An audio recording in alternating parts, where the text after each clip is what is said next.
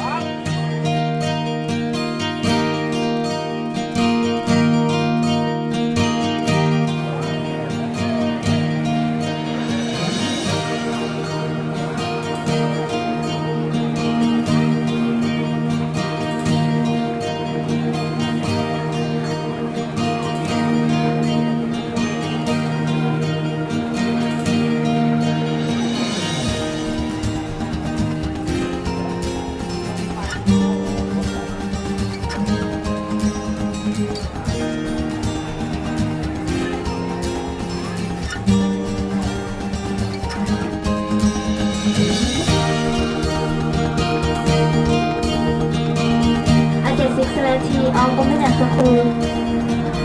and I am my name is Taylor Butcher again President to our Government School. Today we are reading to immediately turn guide taking out of to look around บำเพ็ญเหนือใจพ่อ and บำเพ็ญใต้ใจพ่อ We say live around ของสันสับคณา and the Korean floating market สวัสดีครับ สวัสดีครับทุกท่านวันนี้พวกหนูสองคนมารับหน้าที่เป็นมักคุเทศน้อยนำทุกท่านที่ชมคอนเสิร์ตแสบของแห่งประวัติศาสตร์แห่งนี้บำเพ็ญเหนือมีเจ้าวาดทั้งหมด14รูปองค์ปัจจุบันคือรุ่นที่15พระครูดมจารวันค่ะ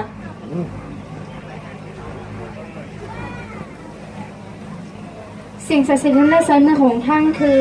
ศาลเจ้าแม่ตะเคียนทองเมื่อครั้งการสร้างศาลากระเบรียนหลังใหญ่ที่กำลังจะสร้างขึ้นอยู่ในขณะนั้นได้เกิดนิมิตขึ้นว่าได้มีคนมาบอกว่ามีต้นตะเคียนใหญ่ถูกฝังอยู่ในข้างศาลากระเบรียนหลังใหญ่ที่กำลังจะสร้างขึ้นพอขุดก็พบว่ามีอยู่จริงจึงได้ขุดขึ้นมาไว้เพื่อให้ประชาชนทั่วไปได้กราบไหว้บูชาค่ะวัดบำ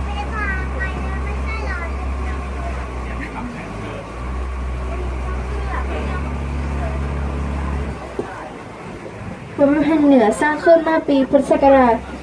2367 ในสมัยรัชกาลที่ 3 ค่ะ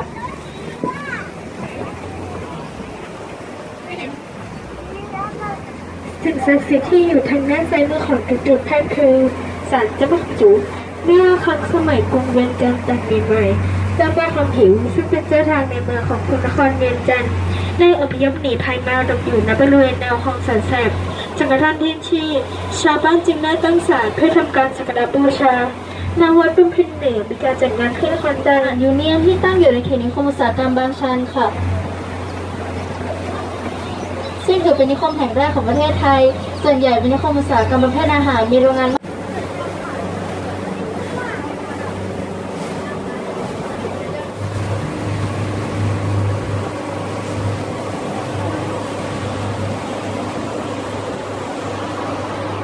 กรุงรัตนโกสินทร์อีกทางยังเป็นต้นกำเนิดของโศกนาฏกรรมความรักเรื่องแผลเก่าที่มีตัวละครเอกคือขวัญและเลี่ยมค่ะ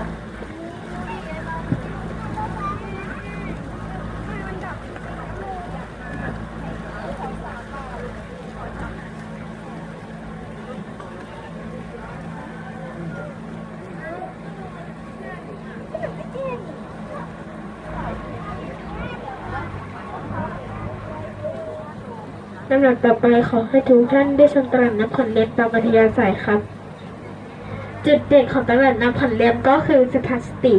มาธิเชื่อมอยู่ระหว่างวัดบำเพ็ญเหนือและวัดบำเพ็ญใต้หากทุกท่านลองขึ้นไปก็จะพบว่าบันไดแต่ละขั้นนั้นไม่เหมือนกัน เพื่อเตือนสติทุกย่างก้าวครับ